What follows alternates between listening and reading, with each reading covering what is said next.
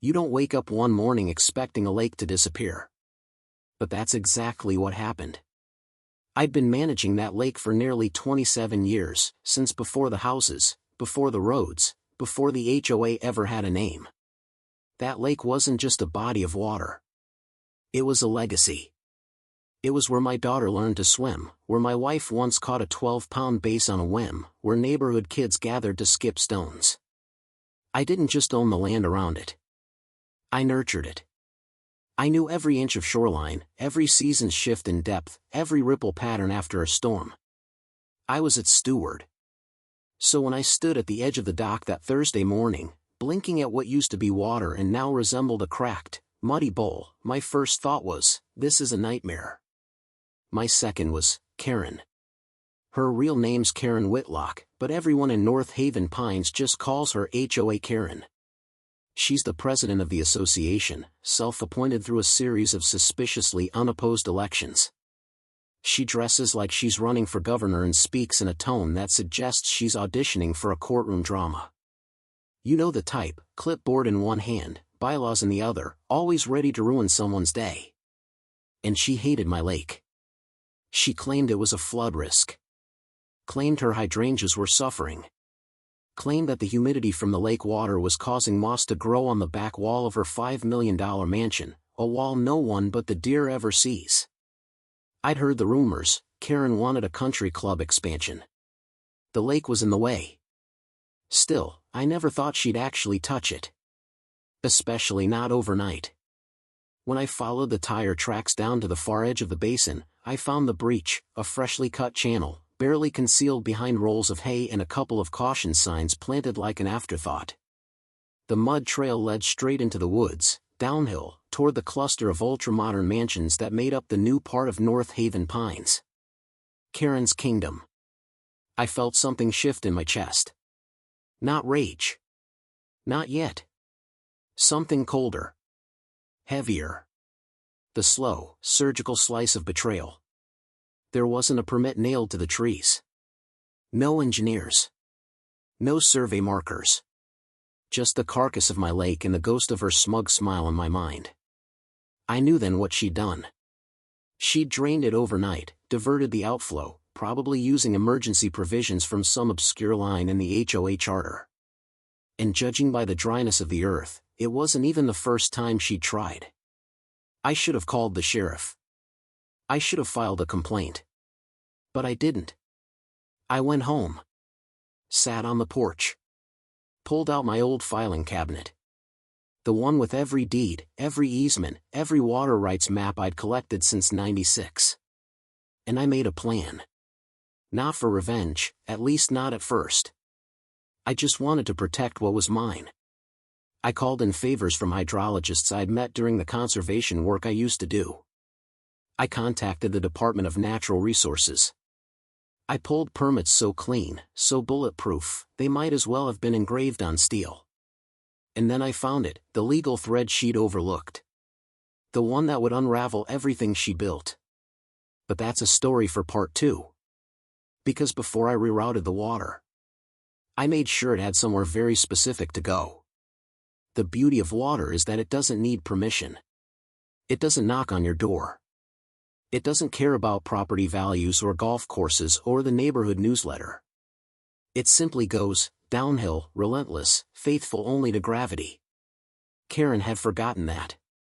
By the time I'd finished digging through my archives, I had the documents I needed, the 1996 Water Rights Survey, the 2002 Conservation Easement Addendum, and the 2011 Stormwater Runoff Mitigation Map signed by the county engineer.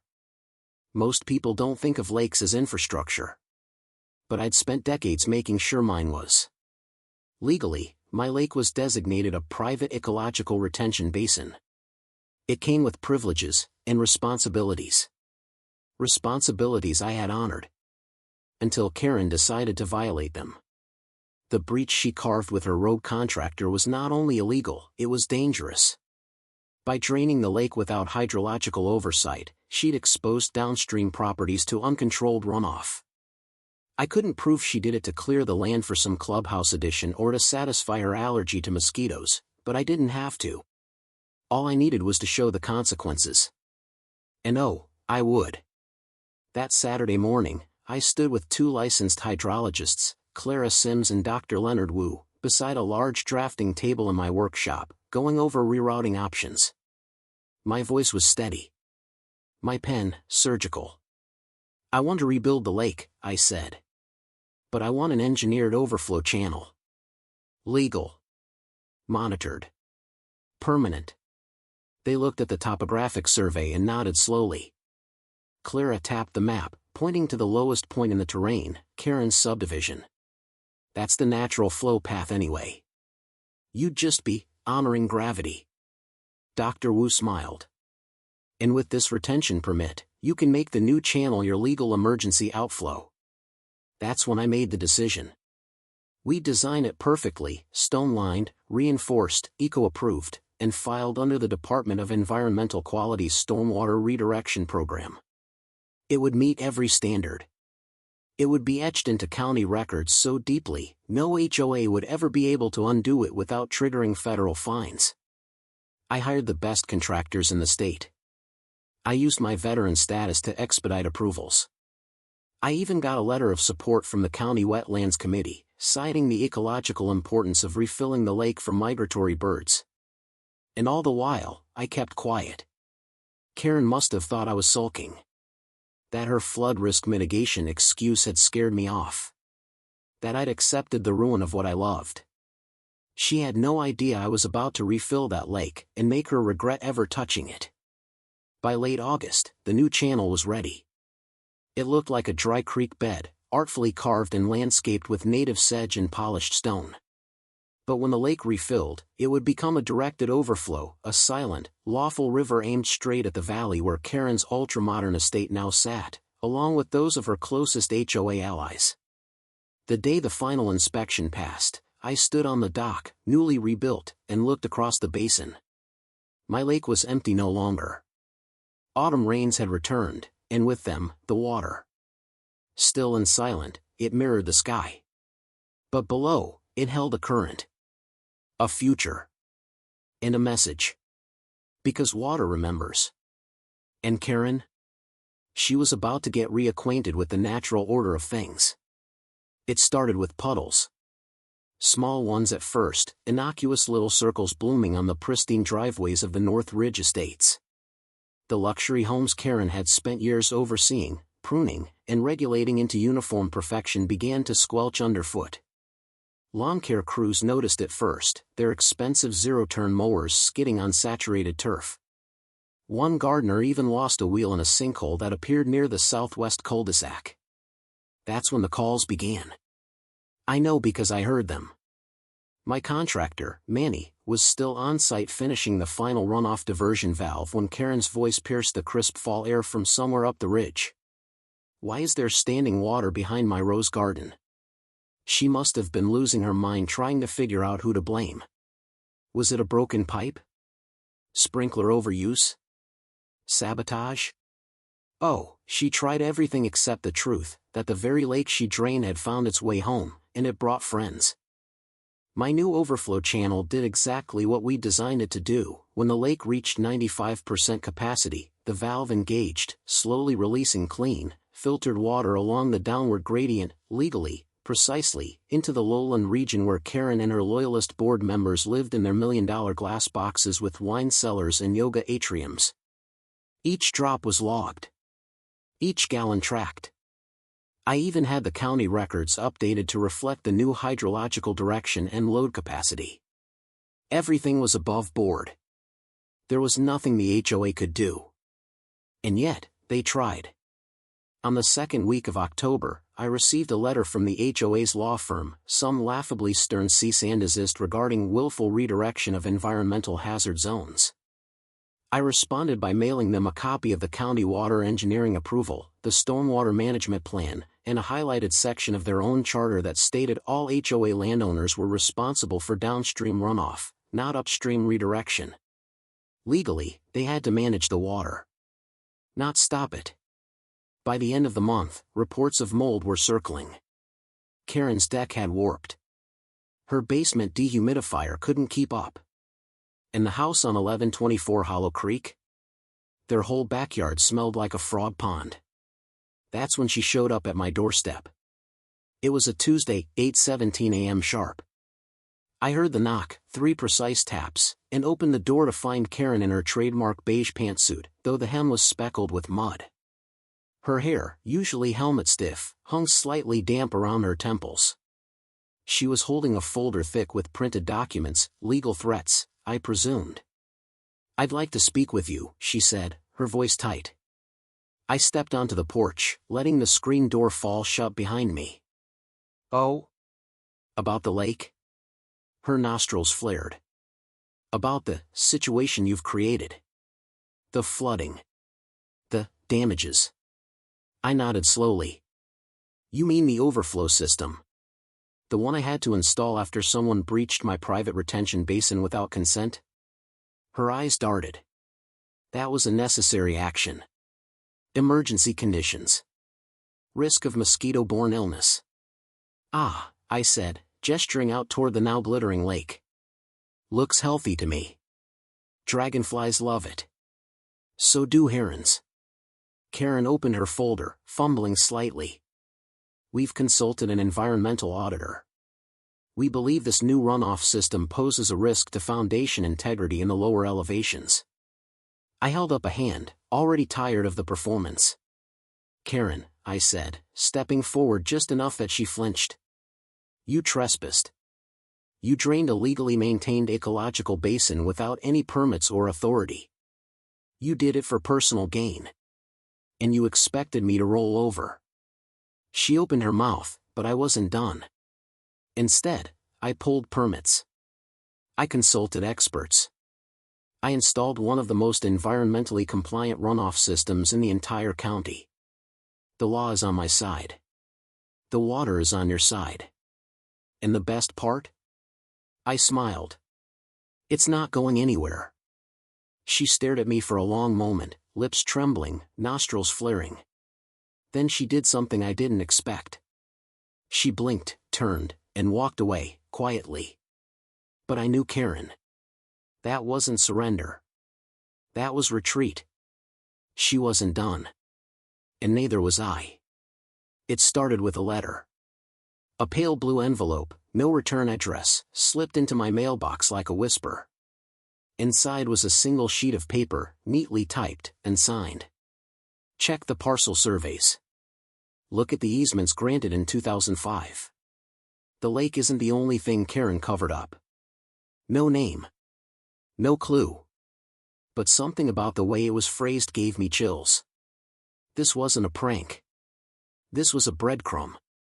I spent the next few nights in my den, surrounded by decades of records, surveys, plats, and scanned microfilm maps. I didn't sleep much. The coffee went cold before I ever tasted it. But I found it, buried in the 2005 amendment to the North Haven Pines Master Plan.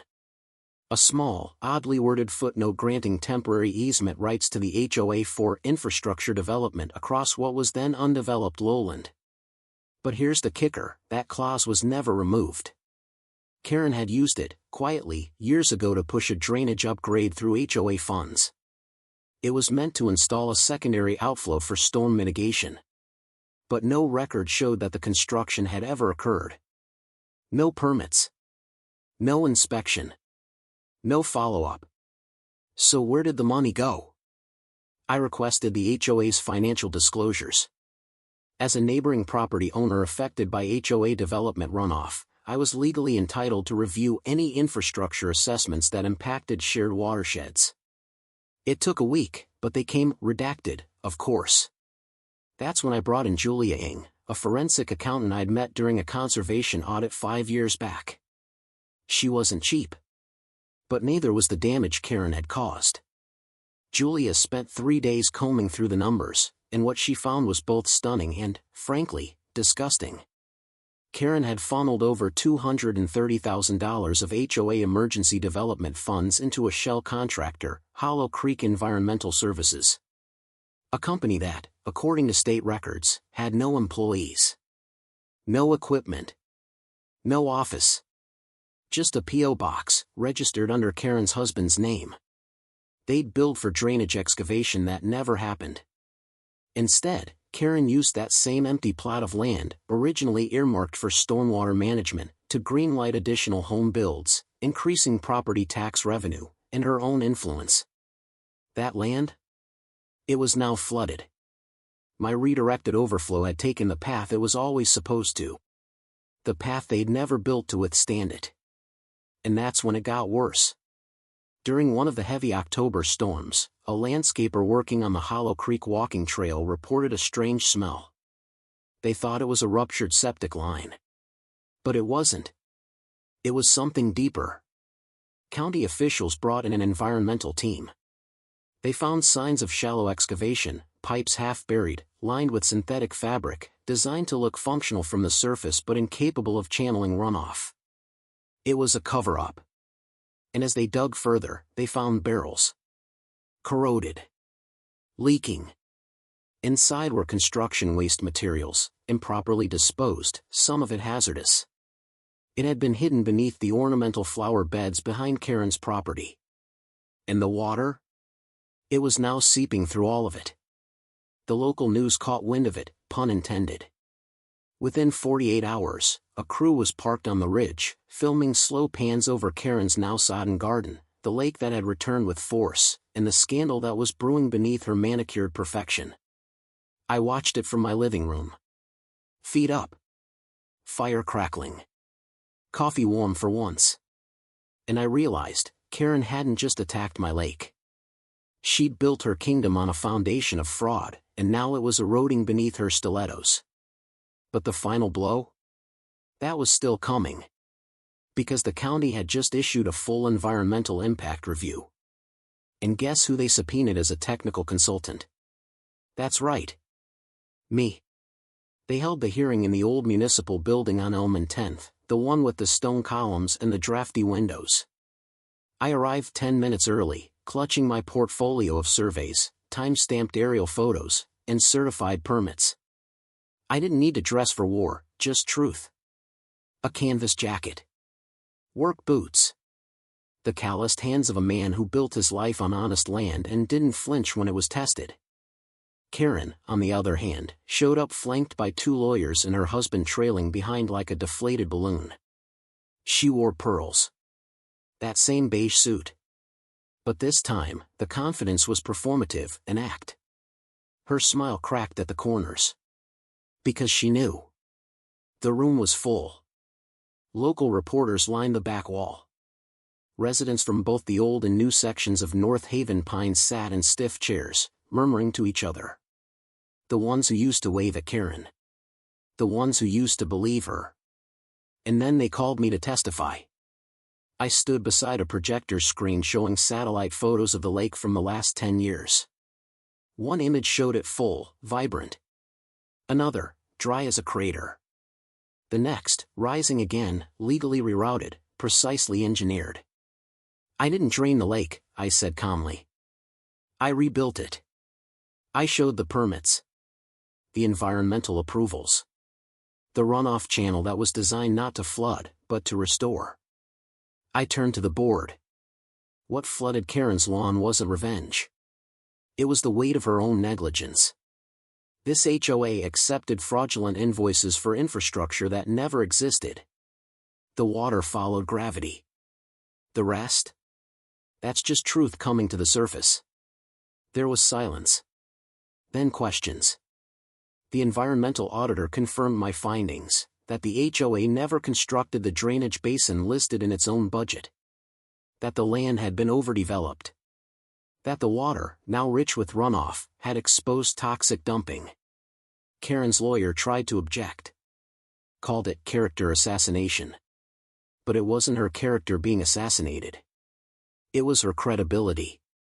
And by the time Julia, the forensic accountant, presented her summary, a clear paper trail from HOA funds to shell accounts, the air in the room turned electric.